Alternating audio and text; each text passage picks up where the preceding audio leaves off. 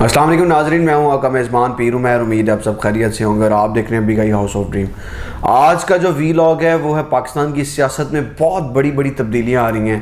PDM का जो आखिरी झटका था वो भी ख़त्म, बिल्कुल पीडीएम ख़त्म हो गई। उसके अंदर में जो लड़ाई थी वो बहुत अरूज पे पहुंच गई। आपको कुछ चीज़ें मैं इसके बारे में बताता हूँ, फिर आपको समझ आएगी कि बेसिकली हुआ क्या।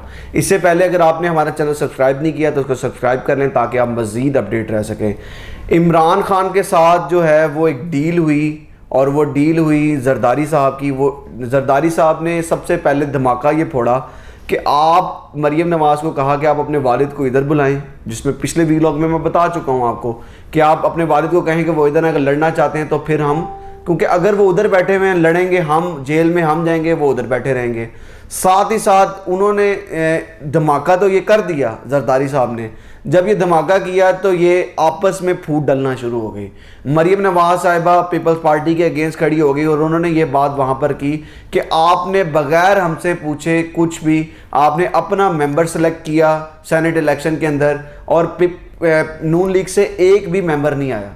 तो इसी वजह से, और जब हम हारे हैं सेनेट का इलेक्शन वो भी आपकी वजह से आ रहे हैं कि 7 वोट जो थे वो पीपल्स पार्टी के मेंबर्स ने नहीं दिए थे। साथ ही साथ जब डेप्यूटी उसका इलेक्शन हुआ सेनेट के अंदर तो वो जो है वो पीटीआई बड़े अच्छे तरीके से जीत गई। यहाँ से तमाम लोगों ने वोट उनको दे दिए। ये एक बहुत बड़ी जंग चल रही थी बीच में।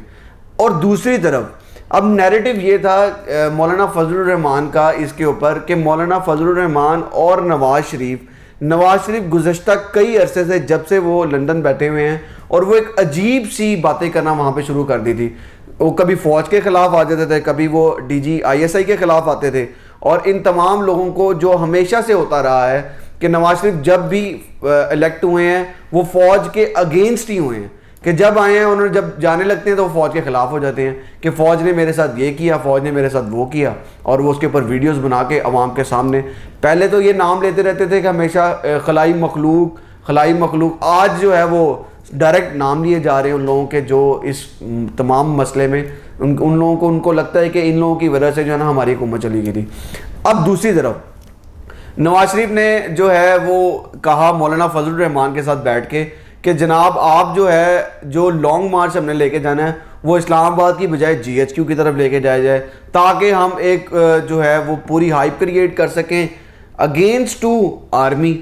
दूसरी तरफ ये हुआ कि आपको पता चला कि पिछले दिनों जब मरीम नवाज की और शहबाज शरीफ के साहबजादे हमजा शहबाज शरीफ की लड़ाई हुई, उसके अंदर नवाज शरीफ ने सपोर्ट किया हमजा शहबाज शरीफ को और ये कहा कि हमें जिस असूलों पे ये बात कर रहे हैं आपको वो अपनाने चाहिए और उस पर काम करना चाहिए। आपको गुज़श्ता जो मैं वीलॉग्स के अंदर एक बात बता रहा था कि नवाज शरीफ को पाकिस्तान से भेजने वालों में जो जिन लोगों का हाथ था उनमें जरदारी साहब का हाथ था। जरदारी साहब वो बंदे थे जिन्होंने नवाज शरीफ की डील करवाई थी और यहां से उनको लंदन भिजवाया था। दूसरी तरफ मैंने उस वीलॉग के अंदर आपको यह भी बताया था कि सिर्फ एक बंदा है जो मरीम नवाज को पाकिस्तान से लंदन नहीं जाने देता और वो one and only Imran Khan साहब हैं, जो उन्होंने कहा है कि ये किसी सूरत में भी पाकिस्तान से बाहर नहीं जा सकती। अब बहुत सारी डील्स इसमें सामने आ रही हैं, बहुत के रखा जा रहा है कि जी हमें वो एक सर्जरी के लिए वहाँ पे जाना चाहिए। वो सर्जरी क्या, सबको पता है कि आपकी स्किन का जो प्रॉब्लम है वो आप सबके सामने है। उस सिलसिले में आप बाहर जाना चाहती हैं, जब आप बाहर चले गए फिर वापस नहीं आएगी, जैसे आपके वालिद साहब चले गए थे बाहर। अब ये दोनों सूरतें चल रही हैं। दूसरी तरफ मैं एक और आपको बात बताता हूँ, ये जो नून और शीन की बात चल रही है गुज़श्ता कई अरसे से, इसके ऊपर मरीम नवाज ने भी ये बात कही कि हमें पता है हमजा शहबाज शरीफ कि आप जेल के अंदर किन लोगों से मिल रहे हैं। ये बेसिकली एक बहुत बड़ी गेम चल रही है और मैं आपको एक बहुत बड़ी खबर दे देता हूँ। वो ये खबर है कि शहबाज शरीफ को इन्होंने क्लीन चिट दे के बाहर निकालना है और आने वाले वक्तों में जो नून से शीन है, नून बिल्कुल ख़त्म हुई है। ये आपको कुछ दिनों में पता चलेगा, नून के अंदर बिल्कुल ख़त्म और शीन नज़र आएगी, यानी कि शहबाज शरीफ बाहर नजर आएंगे, बाकी ये सब खुडे लाइन लग जाएंगे। नवाज शरीफ अपनी हरकतों की वजह से खुडे लाइन लगेंगे जो वो बयान दे रहे हैं। यार ये किस किस्म का आप जो है वो दूसरे अल्ताफ हुसैन बनने की कोशिश कर रहे हैं कि पाकिस्तान को हम जो है ना वो गलत तरीके से, लास्ट टाइम भी जब वो इधर थे तो पनामा केस के अंदर जब उनके ऊपर इल्ज़ामात लगे तो उन्होंने साफ कह दिया कि इंडिया के अंदर जो कुछ होता रहा वो पाकिस्तान ने करवाया। यार आपको ऐसी पहले तो शुरू से आप यही काम करते आ रहे हैं।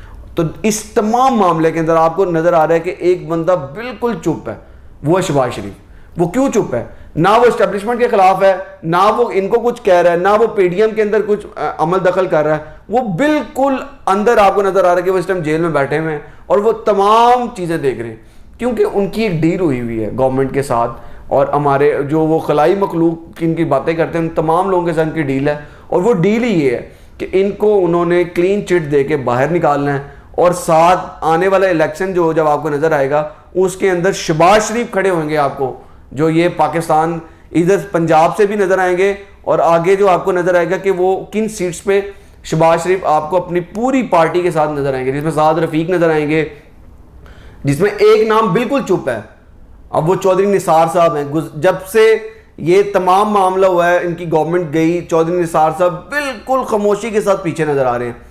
ये बिल्कुल बैग पे एक पूरी प्लानिंग के साथ काम हो रहा है।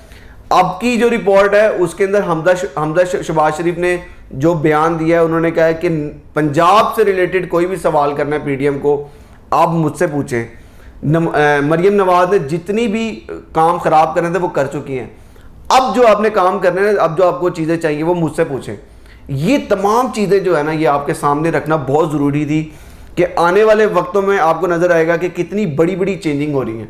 पीडीएम का जो आखिरी मराइल था वो भी आज बिल्कुल पीडीएम ख़त्म नज़र आ रही है, क्योंकि उनके अंदर में सबसे पहले फूट डाली, वो मैं आपको पहले बता चुका हूँ, जरदारी साहब ने डाली, और वो डाली ही इसी वजह से थी, इसी वजह से डाली थी क्योंकि इमरान खान साहब जो अब काम कर रहे हैं वो बड़े ज़बरदस्त आपको नज़र आ रहे हैं।